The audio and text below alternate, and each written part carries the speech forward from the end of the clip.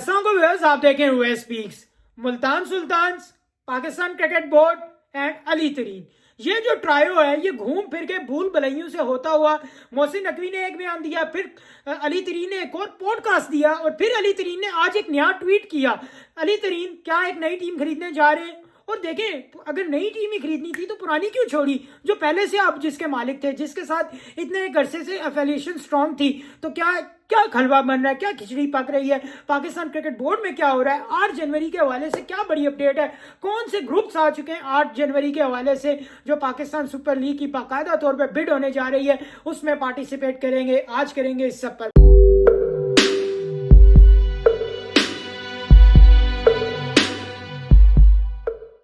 Pakistan super league हो, मुल्तान सुल्तान हो, अली तरीन हो, पीसीबी के नुमाइंदगान हो, कुछ ना कुछ इनके दरमियान चलता रहता है।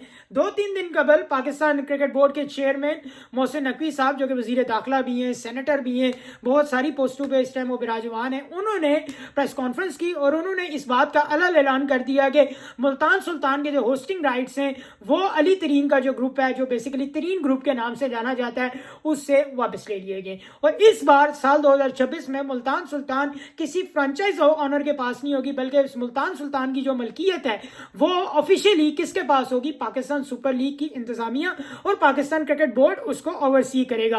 ये बिल्कुल एक वैसे ही सीन होने जा रहा है जैसा मुल्तान सुल्तान के इब्तदाई दिनों में हुआ था। मुल्तान सुल्तान इनिशियल सीजन में नहीं थी, मुल्तान सुल्तान दबाई तो शुआन प्रॉपर्टीज ने उनको खरीदा, फिर 1-2 साल बाद उन्होंने मुल्तान सुल्तान को खुदा हाफिज कह दिया, फिर पाकिस्तान सुपर लीग ने मुल्तान सुल्तान की भागदौड़ एक बार फिर संभाल ली, फिर पाकिस्तान क्रिकेट बोर्ड ने इसको एक साल के लिए रन आउट किया। तब नदीम खान वगैरह इसके मैनेजिंग ग्रुप में अटैच थे, शोएब मलिक वगैरह, अहमद शहजाद, मोहम्मद इरफान, ये वो वाला बैच है, ठीक है। फिर उसके बाद 2019 में तरीन ग्रुप ने मुल्तान सुल्तान को बाकायदा तौर पे खरीदा। इससे अली तरीन से पहले अली तरीन के चचा जो अब मरहूम हो चुके हैं, जिनकी वफात हो गई थी 2-3 साल कबल, उनके पास ये फ्रेंचाइज होती थी, लेकिन जब वो वफात पा गए तो फिर अली तरीन ने बाकायदा तौर पे पाकिस्तान सुपर लीग की फ्रेंचाइज मुल्तान सुल्तान का चार्ज संभाल लिया। इवन अली तरीन ने डोमेस्टिक में जो साउथर्न का रीजन था वो भी उनके पास था, ठीक है। तो ऑब्वियसली अली तरीन की जो एफिलिएशन है स्पोर्ट्स के साथ, रिसेंटली वो फुटबॉल की लीग में भी इंटरेस्टेड हैं कि वहां पे भी वो एक टीम खरीदने जा रहे हैं। तो लेट्स सी वहां जो लीग हो रही है वो कौन सी टीम खरीदते हैं। बट फिर यहां आता है ट्विस्ट। पिछले 1-2 साल में, स्पेशली पिछले साल से, पाकिस्तान सुपर लीग आ जाती है मुल्तान सुल्तान की टीम और दूसरी तरफ आ जाता है पाकिस्तान सुपर लीग की जो इंतजामिया है, ये आ जाते हैं आमने सामने, दोनों तरफ से बयानबाजी चलती है। अली तरीन के मुताबिक उन्होंने जो रीसेंट पॉडकास्ट दिया वहां पे भी उन्होंने एक बात की कि वो बहुत अरसे से खामोश थे, बहुत अरसे से पाकिस्तान क्रिकेट बोर्ड के मुंह की तरफ देख रहे थे कि पाकिस्तान क्रिकेट बोर्ड कुछ हालात बेहतर कर दे, कुछ बैठ के, कुछ सुन के, कुछ सुना के हालात को बेहतरी की तरफ गामजन किया जाए, लेकिन ऐसा होता हुआ नजर नहीं आया। फिर ऐसा हुआ कि मुल्तान सुल्तान के ओनर अली तरीन को पाकिस्तान क्रिकेट बोर्ड की जानिब से एक लीगल नोटिस भेजा गया, ठीक है, जिसको अली तरीन ने सोशल मीडिया पे फाड़ डाला। उसमें हम बहुत तवील डिस्कशन कर चुके हैं। फिर वहां से आग बहुत ज्यादा भड़की, ठीक है। फिर जब बात आई कि अब जो होस्टिंग राइट्स तमाम टीमों के 10 साल के बाद उन्हें दोबारा दिए जाएंगे, तो मुल्तान सुल्तान एक वो वाहिद टीम थी जिसने अपने होस्टिंग राइट्स छोड़ दिए, जिसके बाद मुल्तान सुल्तान हो गई कुछ अरसे के लिए लावारिस। लेकिन अब पाकिस्तान क्रिकेट बोर्ड ने फैसला किया कि वो मुल्तान सुल्तान की दोबारा से कफालत करना शुरू करेंगे 1 साल के लिए। और मुल्तान सुल्तान फिर 2026 का जब सीजन खत्म होगा तो जिस तरह इन 2 टीम्स का, जो नई टीम्स आ रही है, इनका ऑक्शन हो रहा है, अगले साल मुल्तान सुल्तान का ऑक्शन होगा। कंटेंट बचा रहे हैं अगले साल के लिए, बात तो ये है, ठीक है। और बेसिकली ठीक है, रूल्स वाइज भी अभी इतना जल्दी पॉसिबल नहीं था, ठीक है। अब वो मुल्तान सुल्तान से हो गए पीछे, ठीक है। उन्होंने कहा जी मेरा प्रिंसिपल स्टांस है, इस वजह से मैं मुल्तान सुल्तान से पीछे हो गया।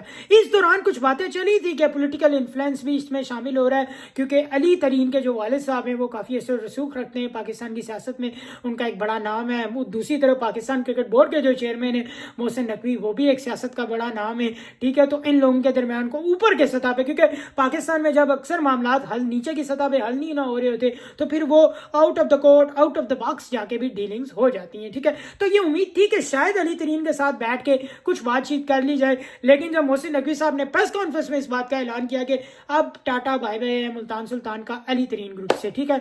तो अली तरीन ग्रुप अब ऑफिशियली दोबारा से इस बिड में आ गया, ठीक है। बेसिकली उन्होंने एक गाड़ी को छोड़ा है, ठीक है, और वो एक दोबारा से दूसरी रेस में शामिल हो गए जहां 2 गाड़ियां बिक रही हैं, ठीक है। तो अब वहां पे वो ऑक्शन टेबल पे मौजूद होंगे।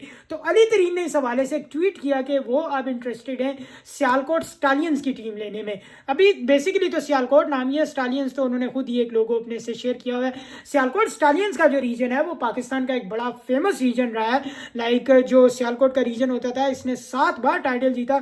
शोएब मलिक यहाँ के बड़े कप्तान हुआ करते थे, बहुत इमरान नज़ीर, राना नवीदुल हसन, एक वक्त में अब्दुल रज़ाक, ये तमाम लोग इस ग्रुप के लिए खेलते रहे। सियालकोट स्टालियंस एक बहुत तवील अरसे तक खेलता रहा और चैंपियंस ट्रॉफी में भी ये जो पहली टीम पाकिस्तान की जानिब से चैंपियंस ट्रॉफी खेली थी, वो जो चैंपियंस ट्रॉफी बड़ी वाली नहीं, ये एक लीग स्टेज पे भी चैंपियंस ट्रॉफी होती थी, तो उसमें वो इंटरेस्टेड है। एंग्रो का ग्रुप भी मौजूद है इसमें, सोलर एनर्जी वाले भी मौजूद हैं। तो अब जो दिन करीब आएंगे मजीद अपडेट्स आएंगी।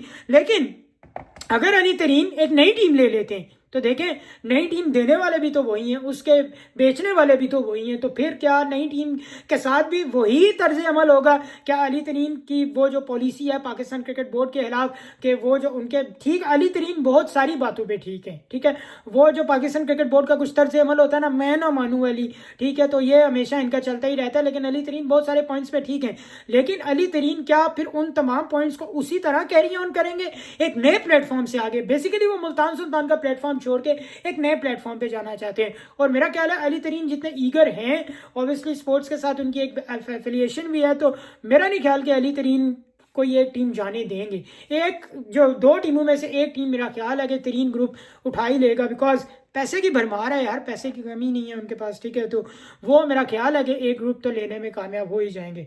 तो लेट्स सी क्या बनता है। इंशाल्लाह बहुत जल्द आपसे दोबारा मुलाकात होगी, तब तक के लिए अल्लाह ने के बाद। और एक पॉइंट ऐड कर दूं, मुल्तान सुल्तान का जो एक नया सेटअप आ रहा है जो पाकिस्तान क्रिकेट बोर्ड रन करेगा, उसमें यह है कि शायद रमीज राजा लीड ऑन करेंगे मुल्तान सुल्तान को, और माइक हसन शायद वो मुल्तान सुल्तान के कोच होंगे। तो ऑब्वियसली पाकिस्तान क्रिकेट बोर्ड ही रन कर रहा है, तो पाकिस्तान क्रिकेट बोर्ड ज़्यादा बाहर जाना नहीं चाहता, वो चाहते हैं कि माइक हसन को भी एक अपॉर्चुनिटी मिले। माइक हसन इससे पहले इस्लामा यूनाइटेड वगैरह के साथ भी अटैच रह चुके हैं पाकिस्तान सुपर लीग में। और फिर ब्रांड एम्बेसडर के हवाले से भी मोहसिन नकवी साहब ने लास्ट प्रेस कॉन्फ्रेंस में अनाउंस किया था कि वसीम अकरम ब्रांड एम्बेसडर होंगे।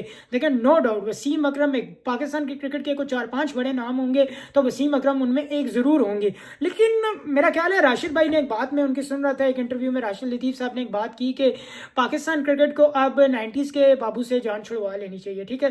देखें नो डाउट मैं तो उनके कैलिबर पे, मैं तो उनकी परफॉर्मेंस पे, उनके स्टार स्टडेड स्टिग्मा पे शक कर ही नहीं रहा, बट कहीं ना कहीं राशिद लतीफ़ की बात बहुत राइट लगती है कि आप देखें वसीम अकरम को रिटायर हुए भी 22 साल हो चुके हैं। क्या हम कोई नया ब्रांड एम्बेसडर जो करंट एरा के प्लेयर्स जो हमारे गुजरे, शाहिद आफरीदी हो गए, शोएब अख्तर हो गए, अब्दुल रज़ाक हो गए, सरफराज अहमद, नो डाउट चलें सरफराज बिजी हैं अभी, जो जिधर लगे हुए हैं उधर ठीक है, ठीक है, यूनुस खान हो गए, मोहम्मद यूसुफ हैं, और भी बड़े नाम ऐसे गिनने में आएंगे तो बहुत सारे नाम आ जाएंगे। क्यों ना हम यंग फेसेस तो नहीं है, लेकिन मॉडर्न एरा के जो फेसेस हैं उनकी तरफ क्यों ना हम देखना शुरू करें, क्योंकि हम अभी भी शायद वो 90s वाले फ्लेवर से हम निकलने की कोशिश नहीं कर पा रहे।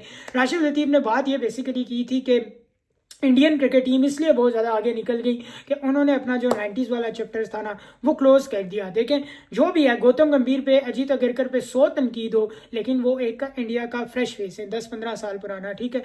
तो लेकिन हमारे यहाँ अभी भी 90s का जो चैप्टर है वो पूरी तरह से खुला हुआ है, ठीक है। तो कुछ किताबों को क्या बंद करने की ज़रूरत है पाकिस्तान क्रिकेट बोर्ड में या नहीं, आप सब पे छोड़ती हूँ, आप लोग कमेंट्स में बताएं। इंशाल्लाह बहुत जल्द आपसे दोबारा मुलाकात होगी, तब तक के लिए अल्लाह ने के बाद दुआ में याद रखिएगा। पाकिस्तान जिंदाबाद, कश्मीर पाइंदाबाद।